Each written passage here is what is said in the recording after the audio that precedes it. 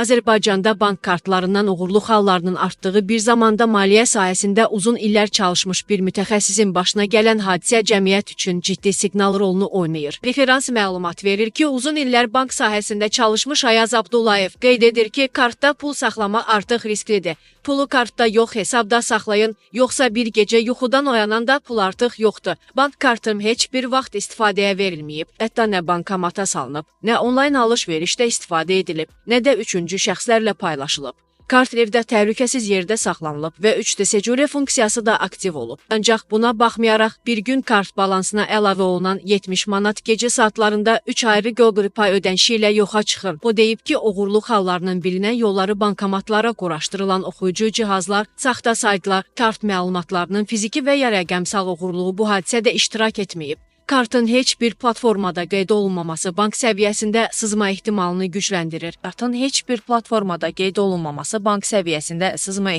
gücləndirir. Əgər bu kartla ödəniş etmiş olsaydım, konkret hansı qativayda məlumatsızdığını deyə bilərdim. Ancaq bu kart heç bir əməliyyatda iştirak etməyib. Deməli, problem daha dərindir, deyə o bildirir. O qeyd edib ki, ən narahat edici məqam isə bankın reaksiyasıdır. Google-a yaz şikayətini, ancaq Google-un cavab verəcəyi və ya pulu geri qaytaracağına heç bir zəmanət yoxdur. Bəs bu kimi hallardan qorunmaq üçün çıxış yolu nədir? Pulu kartda deyil, birbaşa bank hesabında saxlayın, ödəyişləri tamamilə deaktiv edin. Yalnız rəqəmsal kart yaradın və Apple Pay, Google Pay üçün ondan istifadə edin. Kartda 3D secure funksiyası aktiv olsa da buna güvənməyin, bir çox xidmət saytları bu funksiyanı avtomatik ləğv edir. Kart məlumatlarını bank işçiləri ilə belə paylaşmayan, əlavə edək ki, bir daha vətəndaşlara şübhəli zənglərdən gələn cəlbedici qazanc, sığorta, viza işləri, bank hesablarının möhkəmləndirilməsi, mədaxil üzrə ödənişlərlə əlaqəli təkliflərə diqqətlə yanaşmağı tövsiyə edirik.